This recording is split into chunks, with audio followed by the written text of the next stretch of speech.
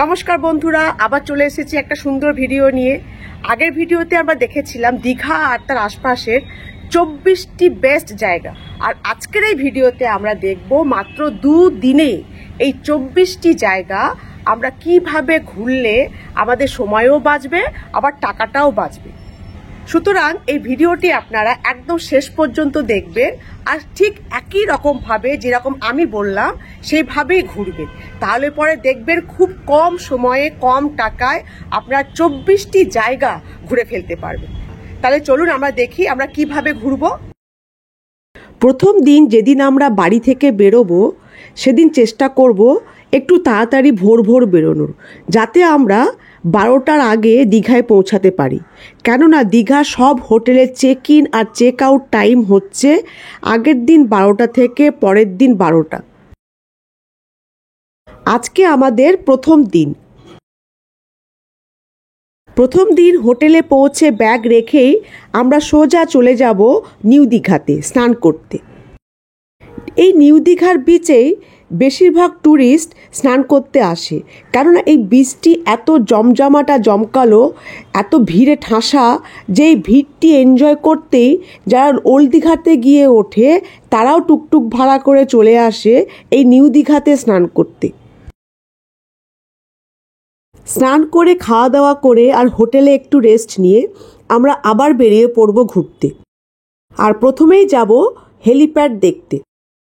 এটাই হচ্ছে দীঘার হেলিপ্যাড। আপনি গাড়িতে বা টুকটুকে বসে এটি দেখে নিতে পারবেন। এখান থেকে আমরা সোজা রওনা দেব ওশানা বিচের দিকে। নিউ দীঘার খুব কাছেই আছে ওশানা বিচ। সিঁড়ি দিয়ে উঠতে হয় বলে এটিকে অনেকেই উপেক্ষা করে চলে যায়, কিন্তু বিচটি খুব সুন্দর। ওশানা বিচ থেকে আমরা চলে যাব ঢেউসাগর পার্কে। ঢেউসাগর পার্ক দীঘার একটি খুব বিখ্যাত জায়গা। খুব সাজানো ওই পার্কটি।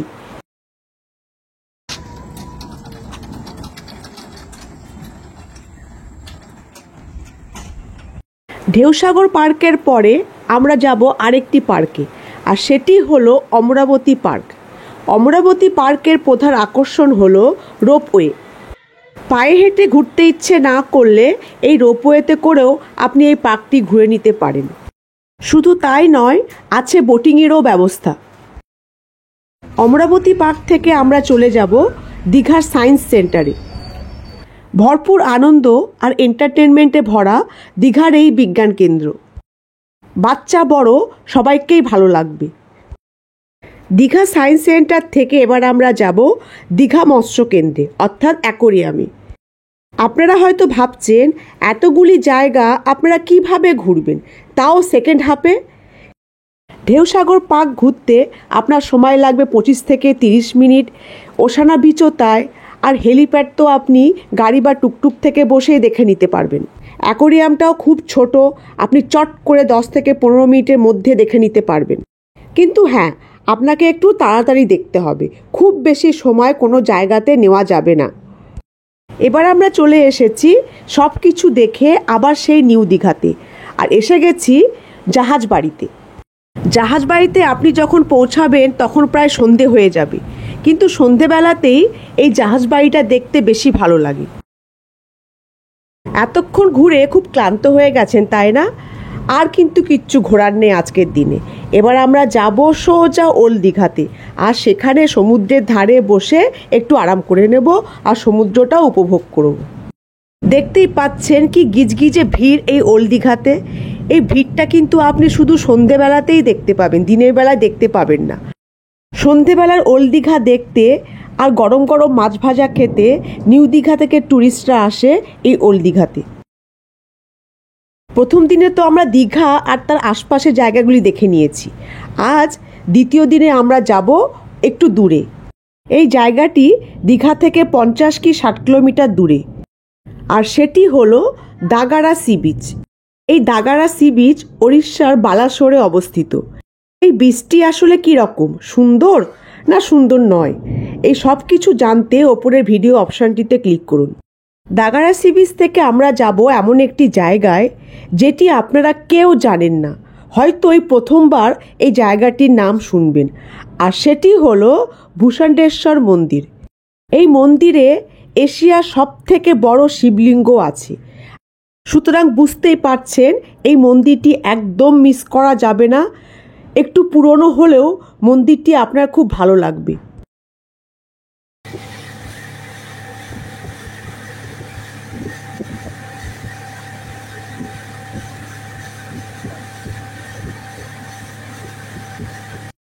ভাবছেন এটা আবার কোথায় যাচ্ছি? এবার আমরা যাচ্ছি দীঘার কাছে মিনি সুন্দরবনে, আর সেটি হলো বিচিত্রপুর। বিচিত্রপুরে কি আছে, এটিকে আমি মিনি সুন্দরবন কেন বলি, এই সব কিছু জানতে বিচিত্রপুর বলে আপনি সার্চ করুন, আমার ভিডিওটি দেখতে পাবেন। সেটি দেখে তারপরে এখানে আসবেন। বিচিত্রপুর দেখে আবার আমরা রওনা দেব দীঘার দিকে। দীঘা ফেরার পথে প্রথমেই আমরা আসব চন্দনেশ্বর মন্দির। এই চন্দনেশ্বর মন্দিরে পুজো দিয়ে আমরা রওনা দেব ওড়িশার গোয়া বা বাংলার গোয়ার দিকে। এটি হচ্ছে বাংলার গোয়া বা ওড়িশার গোয়া, আর এই গোয়ার আসল নাম হলো উদয়পুর বিচ। আমি কিন্তু এই উদয়পুর বিচকে একদম গোয়া বলতে পারবো না। একে গোয়া বলা মানে গোয়াকে অপমান করা। একে কেন আমি গোয়া বলতে পারবো না? বাচ্চাদেরকে আপনারা এই বিচে আনবেন কি আনবেন না, এর পেছনের আসল সত্যটা কি আছে, এই সব কিছু জানতে উদয়পুর বিচ বলে সার্চ করে আমার ভিডিওটা দেখে তারপরেই কিন্তু উদয়পুর বিচে আসবেন। উদয়পুর বিচ থেকে আমরা রওনা দেব আরেকটি বিচের দিকে, আর সেটি হলো তালসারি বিচ। উদয়পুর বিচের কাছেই আছে এই তালসারি বিচ। বিচটি সুন্দর হলেও এই বিচটির কিছু সমস্যা আছে, যেগুলি না জেনে গেলে আপনি পড়বেন মহা বিপদে। তাই তালসারি বিচ বলে সার্চ করুন, আমার ভিডিওটি দেখে তারপরে এখানে আসুন।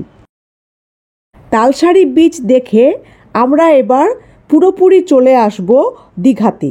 আর দীঘা আসতে আসতে আমি একটা ইম্পর্টেন্ট কথা আপনাদের বলে দিই, যে এই দ্বিতীয় দিনে আপনারা চেষ্টা করবেন একটু সকাল সকাল বেরোনোর, যেমন সকাল 8টায়। তাহলে পরে এই সব জায়গাগুলো আপনারা আরাম করে ধীর স্থিরভাবে দেখে সন্ধ্যের মধ্যে দীঘা ফিরতে পারবেন। দীঘা ফিরে এলেও আমাদের ঘোরা কিন্তু এখনও শেষ হয়নি। এবার আমরা যাব মার্কেটিং করতে, তাও আবার ওল্ড দীঘাতে। ওল্ড দীঘার মার্কেট এত বিখ্যাত যে নিউ দীঘা থেকে লোকেরা চলে আসে ওল্ড দীঘাতে শুধু মার্কেটিং করতে। সারি সারি দোকান দেখে আপনার চোখ জুড়িয়ে যাবে এই ওল্ড দীঘার মার্কেটে।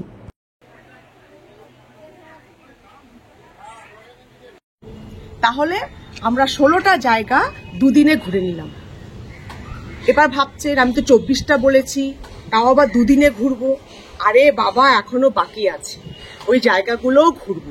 আর সেগুলো কিভাবে ঘুরবো সেগুলো এবার আপনারা দেখে নিন। আজ তৃতীয় দিনে আমাদের বাড়ি ফেরার পালা। এই তৃতীয় দিনের একদম সকাল সকাল 6টার সময় আমরা চলে যাব আমাদের 17 নম্বর জায়গাটিতে, আর সেটি হলো দীঘার মোহনা। দীঘার মোহনাতে যাওয়ার উপযুক্ত সময়ই হলো সকাল 5টা-6টা, কেননা এই সময়ই বিভিন্ন রকম মাছ ধরে আনা হয় এই মোহনাতে, আর সেগুলি দেখতেই লোকেরা ভিড় করে। শুধু মাছ দেখা না, আপনি চাইলে মাছ কিনতেও পারেন আর বসে সকাল সকাল গরম গরম মাছ ভাজাও খেতে পারেন। মোহনা ঘুরে আপনি চলে আসুন আপনার হোটেলে, সেখানে স্নান খাওয়া করে 12টার সময় চেক আউট করে নিন। যদি সম্ভব হয় 12টার আগে চেক আউট করার চেষ্টা করুন, তাহলে আমরা বাকি জায়গাগুলো খুব সহজে ঘুরে নিতে পারবো। দীঘা থেকে যখন কলকাতা ফিরব, সেই ফেরার পথে প্রথমেই আমরা চলে আসব শঙ্করপুর বিচে।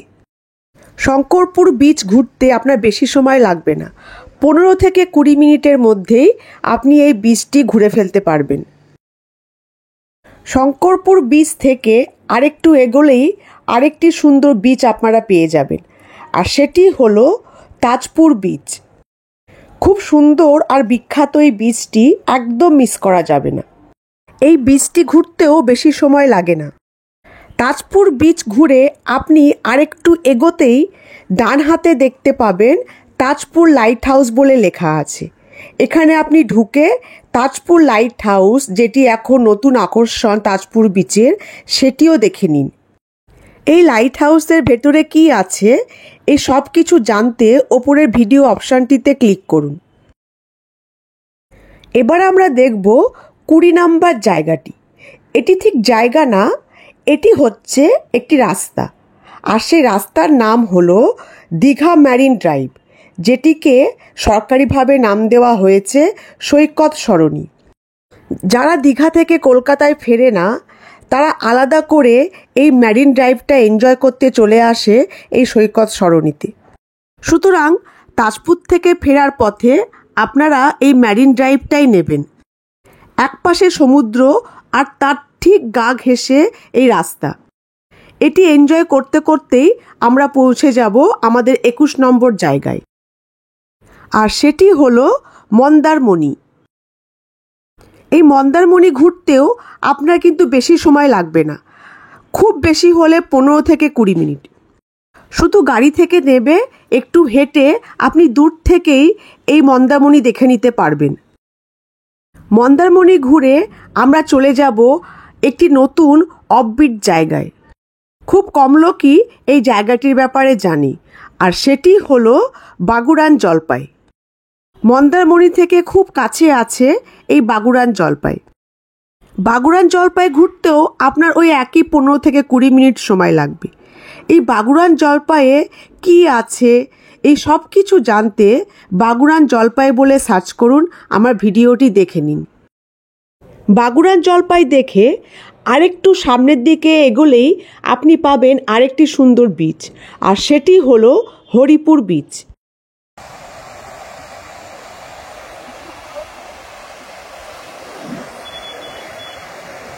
হরিপুর বিচ দেখে আরেকটু সামনের দিকে এগিয়ে যান, আপনি পেয়ে যাবেন বাঁকিপুট বিচ।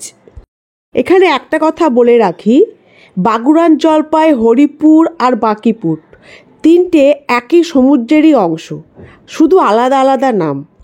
সুতরাং যদি আপনাদের মনে হয় বাগুড়ান জলপাই দেখে হাতে আর বেশি সময় নেই, বাড়ি ফিরতে হবে, তাহলে বাঁকিপুট আর হরিপুর বিচ না দেখলেও চলবে।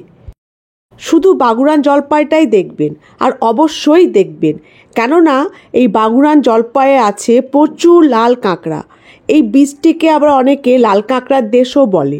সুতরাং বাগুড়ান জলপাই দেখে বাড়ি ফিরে এলেও কোনো অসুবিধা নেই।